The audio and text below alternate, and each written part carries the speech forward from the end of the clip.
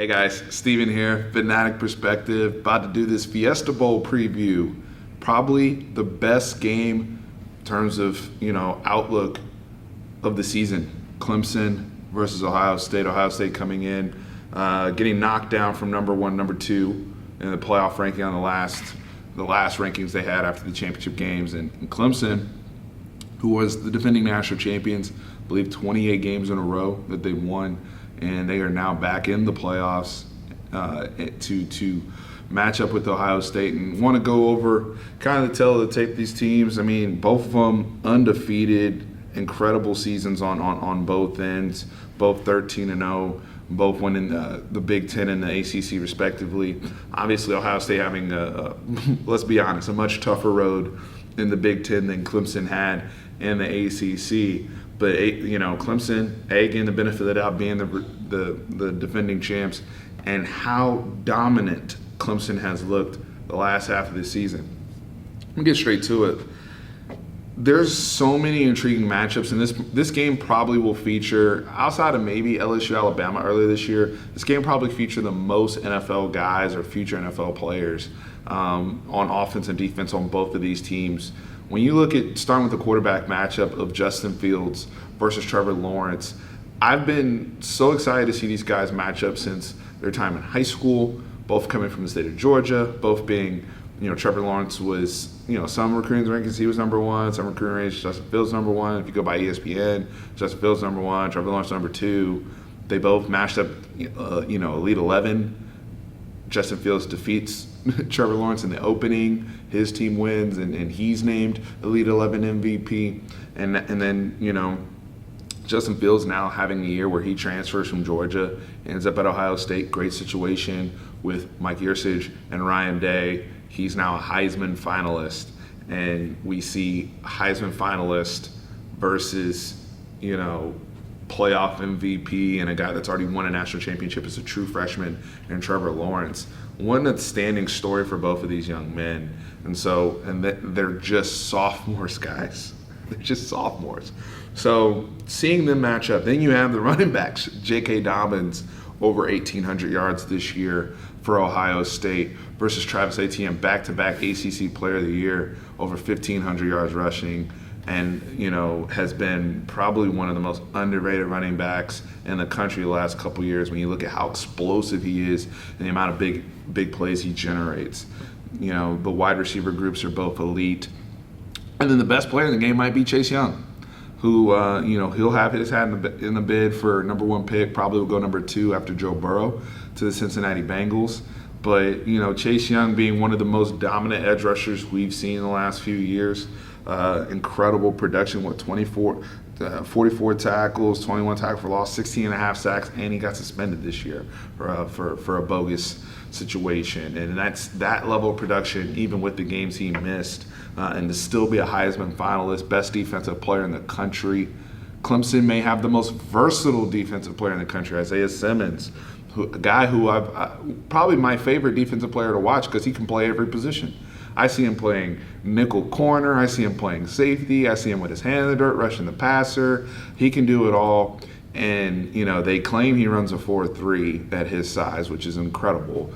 But on film, you kind of see it sometimes. And he is as explosive a player on the defensive side of the ball, and somebody that you have to account for at all three levels, just one player. And then you have the coaches, Ryan Day versus Dabo Swinney. Ryan Day has quickly become one of the elite coaches in all of college football. Yes, taking over from Urban Meyer, but in terms of keeping the party going, even when Urban had his stuff and Ryan Day was there, he's been phenomenal. That Ohio State staff, us as myself as a Texas fan, they're talking about Mike Yurcich, who's their passing game coordinator, potentially moving to Austin and taking over those duties under Tom Herman. You see Jeff Hafley on the defensive side of the ball taking over for Boston College.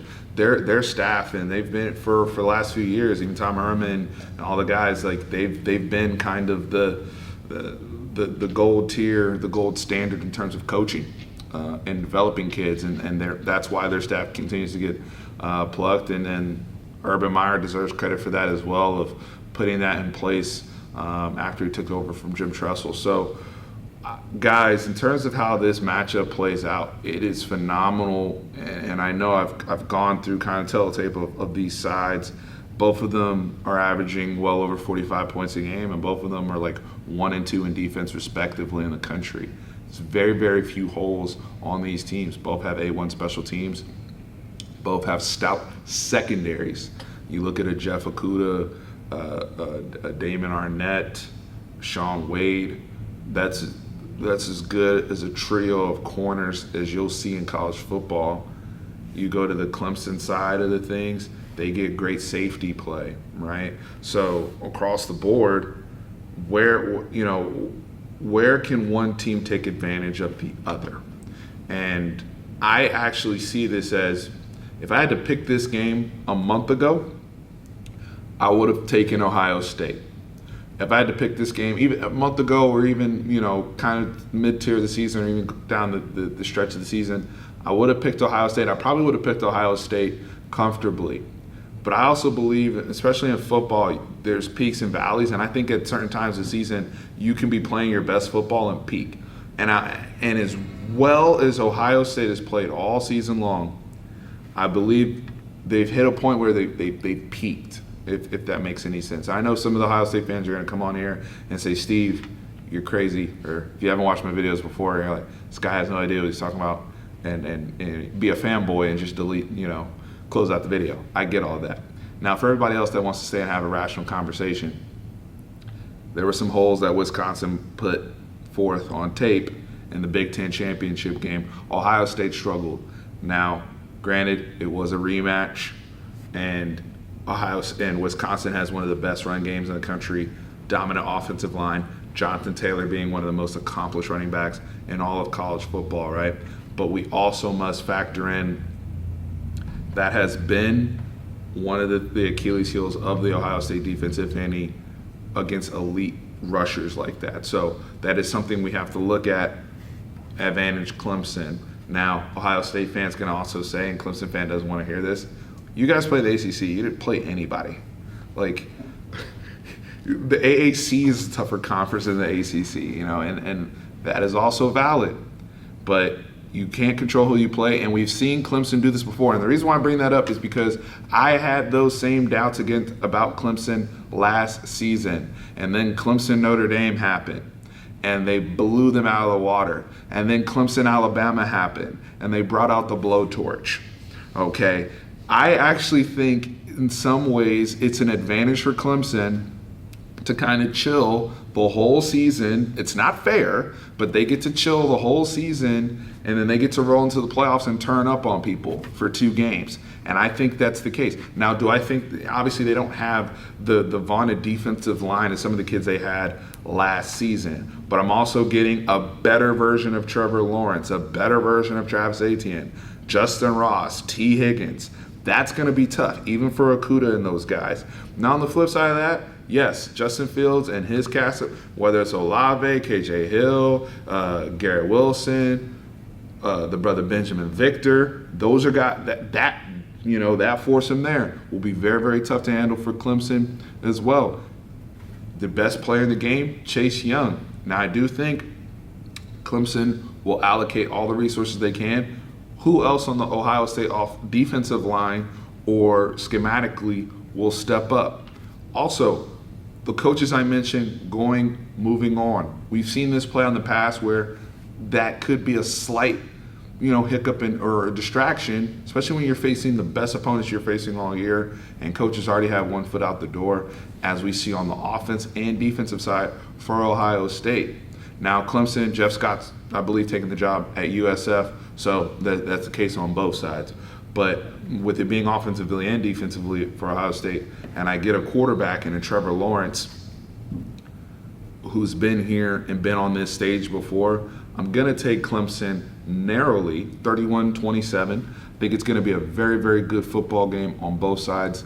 Lots of talent, just talent galore on this stage. But I think Travis Etienne is going to be the difference in this game, and as he was in the playoffs last season, where no one really kind of talks about him, and then he breaks off a run or two, especially kind of negating Chase Young's pass rush. Now, if this turns into where Ohio State's able to hold up true against the run against Clemson, and they're not having to allocate a bunch of extra resources, and they can let Okudah and Arnett and Wade and all those guys do their thing on the back end, okay, now Trevor Lawrence might have some issues, and it could be opportunity to turn Trevor Lawrence over.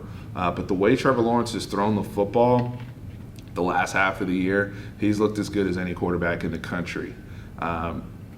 Those of you who were skeptical of Lawrence, you're still looking at that tape from September, and he's a different quarterback now. Excuse me. So I'm excited to see these games, and as a fan of college football, I'm so thankful we have playoffs now, and we can see these matchups and see who matches up with the winner from LSU and Oklahoma. But this is to me, of when all the matchups were announced, the Fiesta Bowl was the number one bowl matchup for me. Number 2, Ohio State versus number 3, Clemson. Y'all let me know in the comments who you got.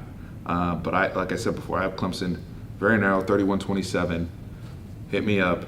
Make sure you subscribe. Make sure you like. Let me know if you agree or disagree. Can't wait to hear it. Guys, I appreciate y'all. Thank you.